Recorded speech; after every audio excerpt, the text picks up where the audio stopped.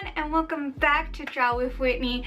As promised, I am making my sticker video on time. Oh my! Today we are going to show you how we make our print that is The Witcher into a sticker. I'm going to tell you guys the paper I use versus other papers that other people use. We're going to talk about the different cutters you can use. We have a couple different brands. We have Cricut and we have Silhouette. I'll also be talking about some of the stuff I do to save some money, because who doesn't like to save money in this economy? I mean, we're all a little broke, right? If you're new, please subscribe to my channel. Click that bell icon to get notifications from me when I post next. And I also stream on Twitch on Thursdays, 8:30 Mountain Standard Time. So without further ado, let's get into it. For your stickers, I would turn off these because I don't think that they'll make very good stickers. And then as you can tell, I have my signature, which I tend to leave off of my stickers. And then you can see I took out this. So this is essentially what my sticker will look like. This is why it's important to do your background layer separate. Even if you have to merge layers, keep it separate. And then if you have anything special like these flame little sparks, then I would keep that in a separate layer as well. So you take that off. You take that off. So you still get the glow and everything. But now we're going to export this as a PNG. Okay, so you're just going to import the PNG. I'm going to make the background blue so you can see what I'm doing. It is not required. So I'm going to go ahead and make it to the size I want it to be. This is all for the Cricut, by the way. So I'm going to make it the size I want it to be. I probably will do 3.5, maybe 3 inches. And then I'm going to select the whole thing and go to select, modify, and expand. I usually expand by 20 pixels. That's just what I do. And then I also go back up to select, modify, and smoothen because sometimes it can have jagged edges. Now you only have to do this if you have the Cricut. Once again, you also want to create a new layer and brush in a white background, and then you can take out that blue background and export it as a PNG with that transparent background. And that's how you will import that into the Cricut design space. Now, if you have Silhouette, you don't have to do anything. You can just take the PNG straight into the Silhouette software. Paper. I always use a glossy paper, and the reason why is because I have a spray that I can put over it to make it into a matte sticker. It's a lot harder to get a matte sticker into a glossy sticker than it is a glossy sticker into a matte sticker. Remember that. So I buy all my stuff glossy. This is the paper I use. I love it so dearly. You can get it off Amazon, but it is always cheaper through their site. You get it faster through Amazon, but only by a couple days. So maybe with the quarantine, you might get it a lot slower from Amazon. So check out their site. I will have their site and the Amazon link down below because I cannot recommend this paper enough. I love it so much. It's the Inkjet Creative Media paper, or Photo Paper Direct paper. It has this little thing on it.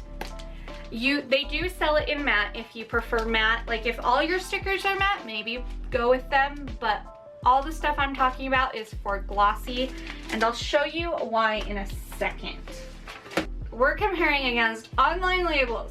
I hear they are amazing. I hear really great things about them. You can get free samples from them, and I have free samples.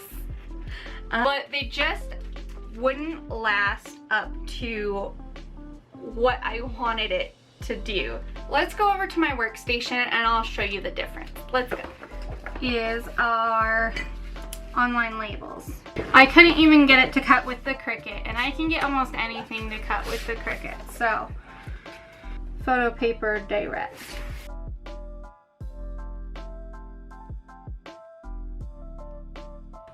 Can you tell which one is more vibrant? Can you tell which one is more shiny? It's this one.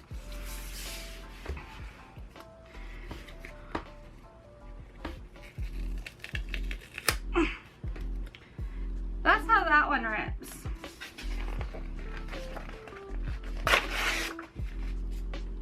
That's how that one rips. I also take a staple remover and scratch both of them, and then also a staple and scratch both of them.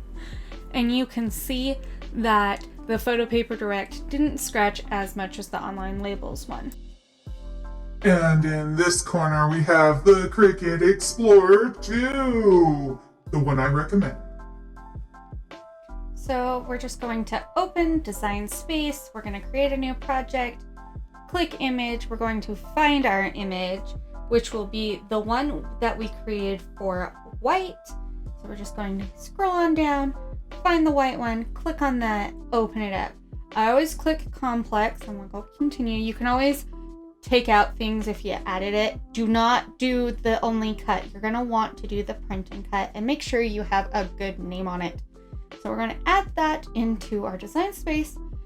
Now, when we add it in, you're going to want to come up here and make it the size you want. Make sure that that aspect ratio is locked. You'll want it locked. So we'll enter the size, which I think I did 3 inches. And we'll go up. Now we're going to duplicate it. We do this because when you do it, put it to the side, sometimes it gets all wonky. So we'll duplicate it 3 times, select them, and we'll attach them so it looks perfect on our sheet. So we'll go to our sheet. It looks great. Now we're going to continue. We will print it now. So we'll just go ahead and print. And then we're going to put this on the mat, make sure it is in the corner. And you're just going to load the mat and press that cute little C button for it to cut. And you'll notice that the lights in my room were off. I need it off for it to register the marks correctly. But after it registers, I can turn those lights back on. And in this corner, we have the Silhouette Cameo 4, the harder one to use. So this is the Silhouette software. It's very similar to the Cricut software, except for you can just go ahead and put in that PNG. You will always have to lock it, and then you can size it however you would like. And then you are going to go ahead and put it on your paper. You can see that you have the registration marks. You can put it anywhere within those registration marks. And you're just going to go ahead and select it and be able to offset it with the offset button. And then after you offset it, you will be able to take away the inner line so that it doesn't cut twice. And then go ahead and put it back on. And then you will be able to go in and select it, all of it, including the cut line, and be able to move it over in these increments without having to actually duplicate it. It does it for you, and then it will also go it down for you. So that is really nice. And then you're going to print it. After you print it, you're going to go ahead and put it on its mat, load it in there.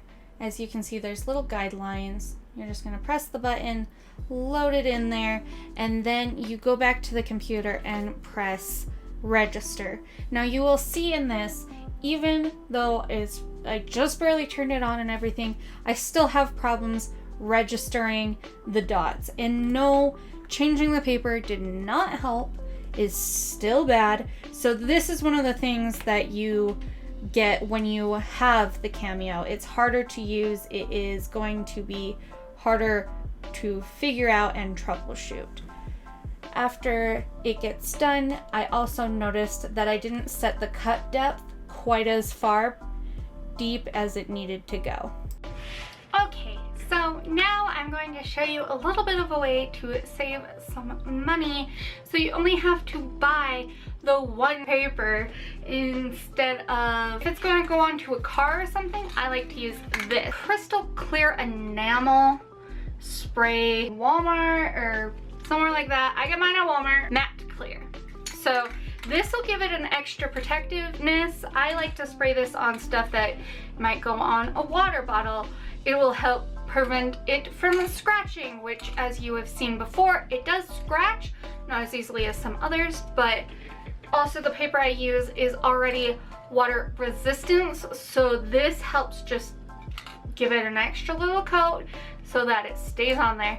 I have had a sticker on my car for a while and it has still stayed up. Car washes, bad weather, snow, so I really highly recommend the crystal clear. Let me get a close-up for you guys.